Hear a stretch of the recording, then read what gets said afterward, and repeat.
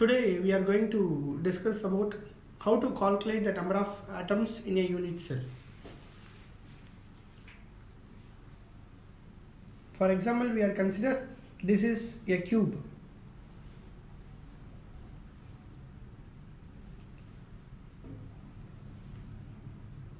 This cube, which contains 8 corners,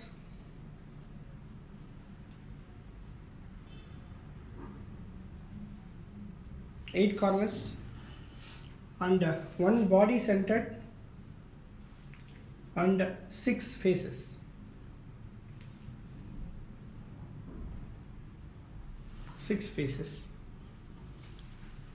Now I will explain how to calculate the number of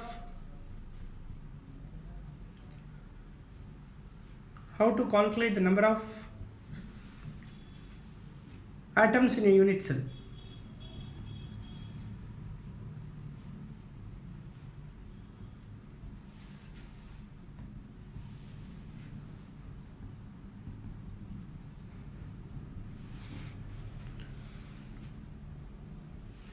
This is 1 divided by 8 into 8, because this 8 means from corners, 8 corners in a simple cubic center. So the answer is 1. For a simple cube,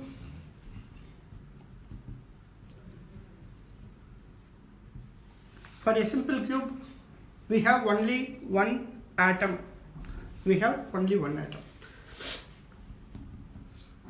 Next, number of atoms in a body centered cube. So we are going to apply the same formula, 1 divided by 8 into 8, plus we have only one body centered cube, so I will put 1. So we have 2 atoms for BCC, body centered cube. Similarly, how to calculate the number of atoms in a face centered cube? To 8 plus we have a total of 6 faces in a cube equal to 4 atoms for face centered cube. 8 mercury droplets having a radius of 1 millimeter and a charge of 0.066 picocoulomb each merge to form one droplet. Its potential is. So you need to find the potential of the droplet. So there are 8 droplets and each droplet is in the shape of sphere. So volume of the sphere is given by 4 by 3 pi r cube. So as they are telling, there are 8 mercury droplets and you have one charge of 0.066 picocoulomb.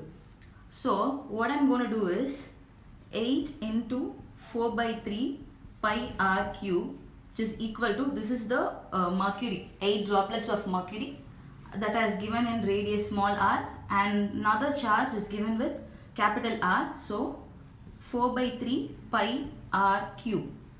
So first you need to find this capital R.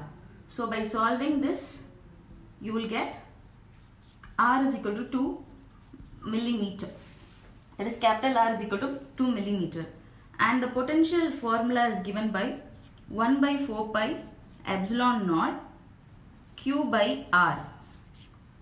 So charge, this Q is nothing but this Q here. Q is equal to 0.066 picocoulomb. So when I substitute this 1 by 4 pi epsilon naught, as you know, the value is 9 into 10 power 9 into, and the charge is 0.066 pico, it is 10 power minus 12. So all divided by 2 into its millimeter, so 10 power minus 3 meter. So when you solve it, when you simplify this, you will get 2.4 volt. A cylinder of radius r and length L is placed in a uniform electric field E parallel to the cylinder axis. the total flux through the surface of the cylinder is. So you need to find the total flux. So in this case, you have a hollow cylinder of radius r,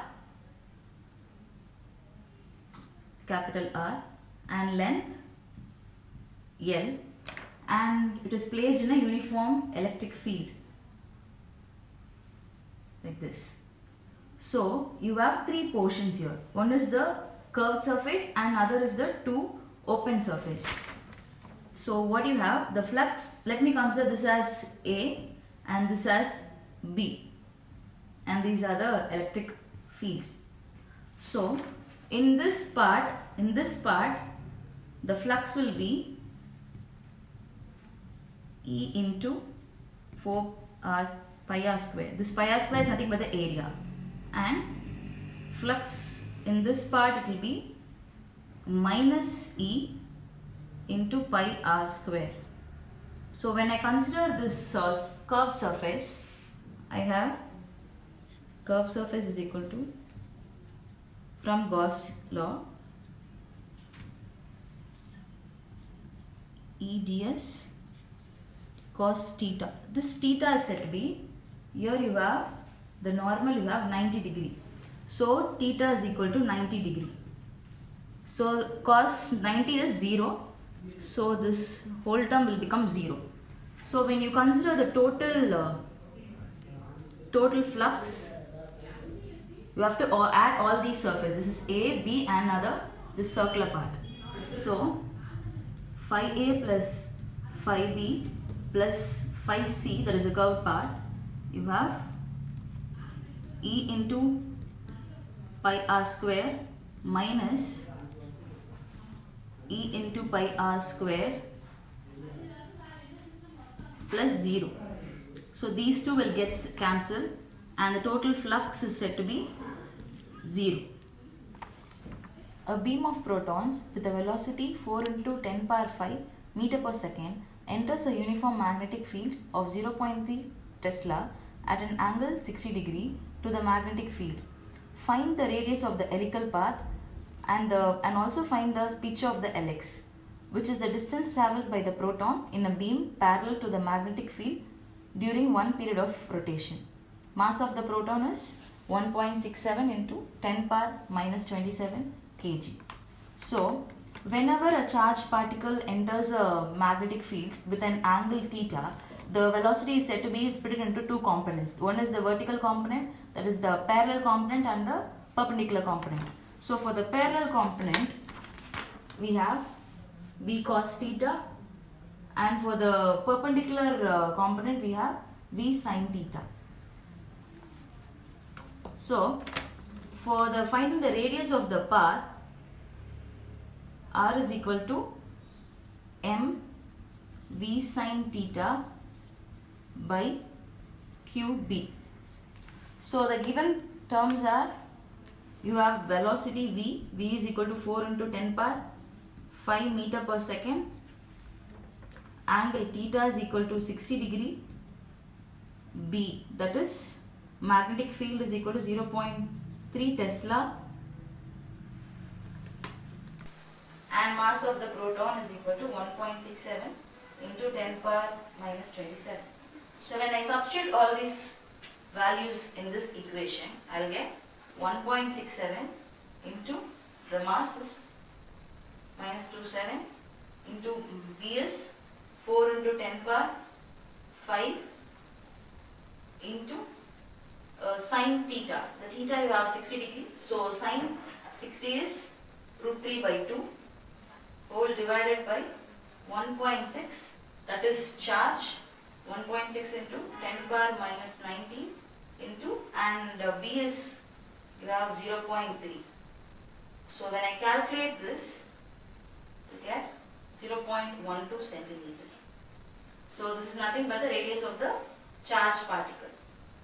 And the next term is, you need to find the pitch of the helix. So finding the pitch of the helix, P is equal to V cos theta into T.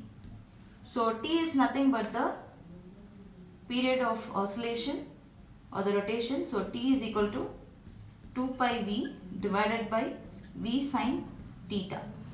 So when I substitute the terms, 2 into 3.14 into v, 4 into 10 power 5 divided by 4 into 10 power 5 into, and again sine 30 is, sine 60 is root 3 by 2. So when I calculate this, my t is 2.17 into 10 power minus 7 second. So after finding the t, I can just substitute this t value in this pitch formula. P is equal to, again v, 4 into 10 power 5, cos 60 is 1 by 2. So, and t is 2.17 into 10 power minus 7. So when I calculate this, I'll get 4.35 centimeter.